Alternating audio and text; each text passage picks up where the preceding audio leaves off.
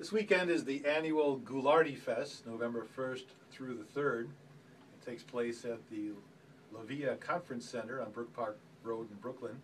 It's always a big event for Big Chuck, Shadowski, Little John, and all sorts of folks come in to enjoy just a unique event. And this year, something special is taking place.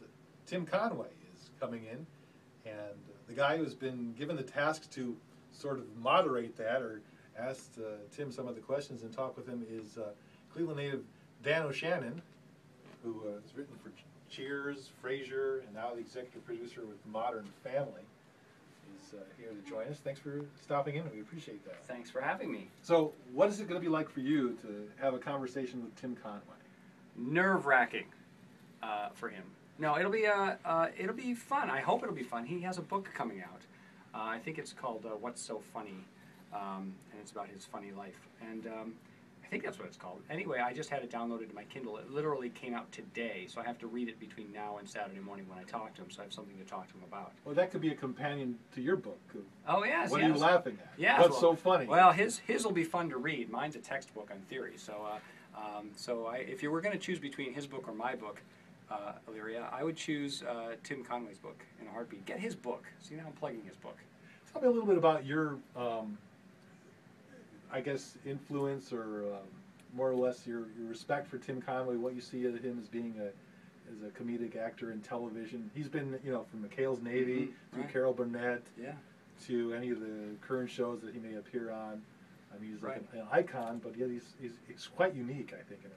Yeah, he is unique. I mean, because I'm sort of a comedy buff as far as performers in the 20th century, where I come from, and if you look at what Tim Conway does or has done for over the years, you can't really find a lot of antecedents for him. You can't find a lot of people who were doing what he did before he came along. A lot of people you can trace their styles back to, say, a Jerry Lewis, or to the sort of like burlesque, or the Borscht Belt, or whatever, some of the old stand-ups.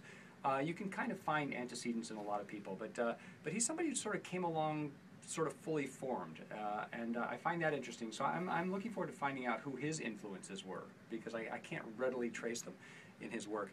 I grew up watching Cleveland TV, of course, and so I was heavily influenced by Big Chuck and Houlihan at the time, and I was a little bit young for Gilardi, so I missed him. But then, Little John and all the rest, all the Cleveland people who came along made me laugh. Well, Tim Conway from Cleveland. Yeah, originally Tom Conway. Tom Conway. And they had to change it because there was a Tom Conway working. I don't know whatever happened to him, though. Right. But now he's Tim Conway. So still hard to get used to for me. I still keep calling him And of Tom. course, he was almost like the guy who went out there to California and then started bringing people out there with him. Ernie Anderson, who Gilardi himself really kind of went out to California because the two of them had sort of, I have several of their comedy albums. Yes. The two of those have done together, so obviously that's sort of the connection, whatever, doing the Gilardi Fest. What took you out to California?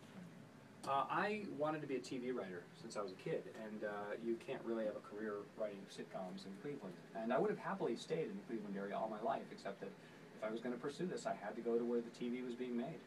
And so back in the early 80s, I went out there. I had to leave a note on the kitchen table because my parents were dead set against it.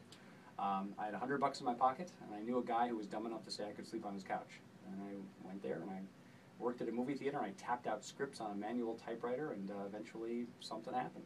But it was a tough road for a while. Now, you had done some early work on Newhart. Oh, yeah. One of my first big jobs was Newhart. Because I always think there's some similarity somewhat between Bob Newhart, sort of Tim Conway.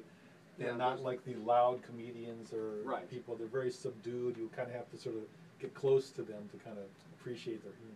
Yeah, I think they both have that kind of very sort of white bread, middle America kind of thing. Bob Newhart, of course, from the Chicago area.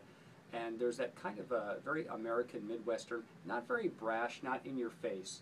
It's a very softer kind of, more kind of lovable comedy, I think, from both of them. Bob's, of course, a fantastic reactor, and Tim is a great reactor, but he also generates really funny material on his own. Speaking of reacting, and you're doing Modern Family now, that show seems to be made a lot of reactions. And there's almost a key to that where they kind of sometimes will throw a glance to the audience. Right. Is there a word for that technique? I mean, it's like breaking the fourth wall. They kind of talk. Cheating. breaking the fourth wall is what it's been called. I mean, and that's not a new thing. I mean, that's something Groucho Marx was doing back in the movie Animal Crackers in like '28 or whatever.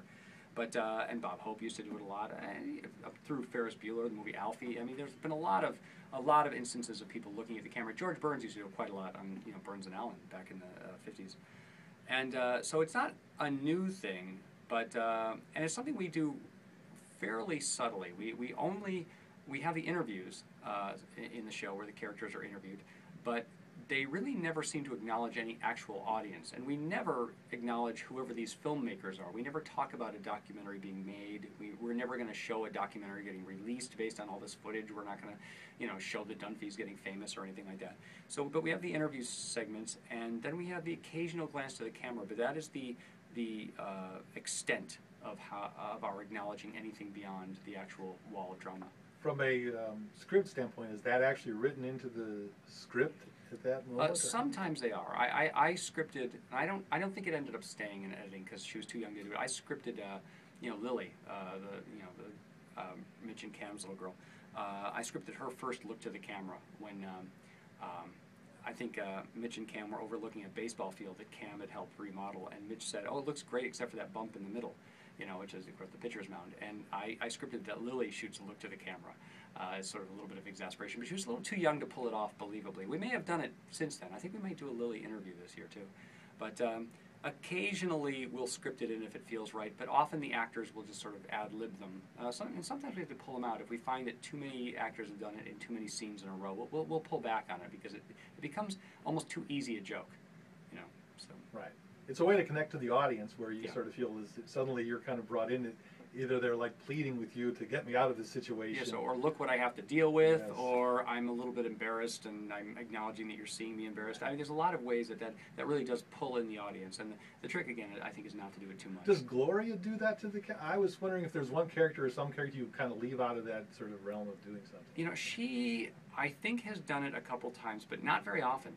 I come to think of it, to me, it's always Phil and Claire are the ones who do it most, followed by everyone Mitch else. Does it Mitch does it, yeah. The kids, Haley, I don't remember Alex really ever doing it. Because it's a unique part of a show that you kind of sense that different than other shows that are out there. Yeah, we should just make all the characters look at the camera, and we would have to do a lot less writing. Just start with them just looking at the camera for the whole thing, and I can go home early. It'd be kind of embarrassing sometimes the audience to feel, why are they staring at me? What do they want from me? Yeah, it puts a little pressure on the audience. What do these people want? I'm talking with Dan O'Shannon, who is the executive producer. That's the title, but you still do writing for this show. Oh yeah, I'm primarily a writer. Like 95% of my job is writing. I just have a fancy title.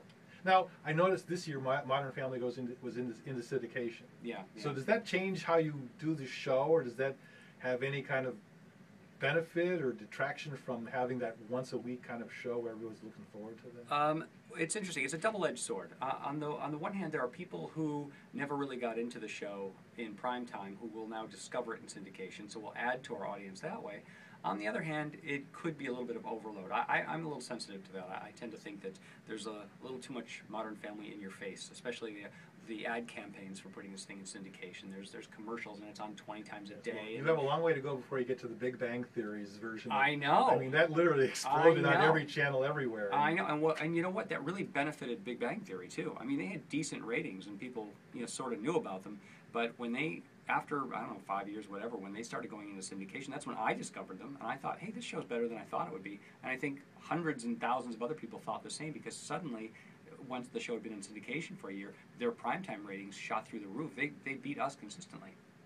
So there is obviously that benefit in possibly. It just depends on how the show is. Well, the difference between them and us is that they were not a huge hit right out of the gate, and it took time to build an audience, and then in syndication it built even more of an audience.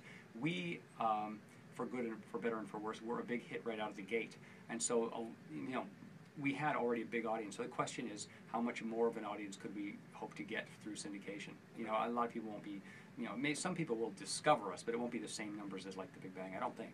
Right. Sometimes when you have a show, especially if it's been on for a number of years and it's a family show, there's different kids. Hey, look, they're a lot younger, or they were cuter then, or remember that situation, or whatever happened to that guy was, that type of thing. So that kind of is a... Yeah, we'll see. It's a little hard in syndication. We see some of the mistakes we made early on. And we see, but it's nice to see the kids being little again. You know, now, I mean, the kid who plays Luke, you know, he's older than me now, so, hey, how's it going? Oh, hi, Luke. You know, Manny is an old man. I like girls. Well, anytime you do a sitcom that features a family, you know that there's going to be growth involved. I mean, Yeah. we watched Opie grow up, and you had Yeah, to do we watched something it. like that. Oh, Leave It to Beaver. You know, in the last season he was shaving. You know, Yeah, it's that's crazy. right. So it's a different situation that goes on. You're again coming out to Gilardi Fest to talk with Tim Conway. Yeah, and just to, and you also met him just to before? hang out. No, I never. Well, I met him once. I think he did a guest thing on Suddenly Susan. And I said hi to him in passing. He better remember that. But I also come to Gilardi Fest because I collect Cleveland radio recordings, and I sell them to people very, very cheaply.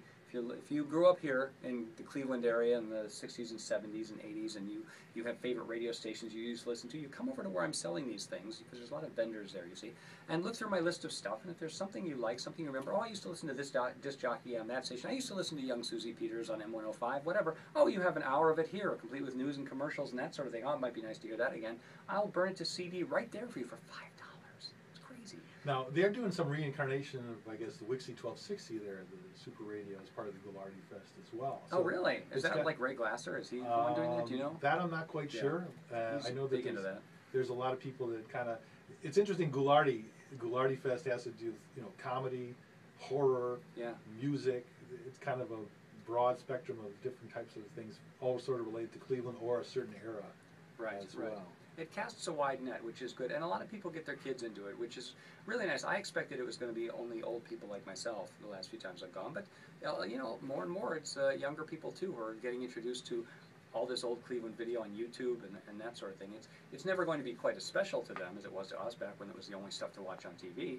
But you know, it's nice to sort of pass that torch a little bit. Right. I always told somebody, no matter how your day went at school, it was Friday night, time to watch Big Chuck and Little John. Oh yeah, yeah. And if you stayed up enough to, you know, hear, is it Peggy Lee? Is oh that yes, all there yes, is? is that all there is? And the record would just kind of slow down. And it was, I thought, it's already the most depressing song in the whole world, and then when it just slowed down, it's like they made the most depressing song even more depressing. So it's such a melancholy end to such a goofy show. You'd have to just sort of wait for it to stop and think, is that really over? And then of course they'd have some 8 all-night movie that would show up after that. And yeah.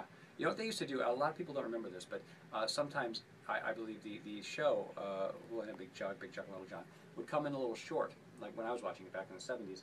And so Channel 8 would show a clip of the next night's movie.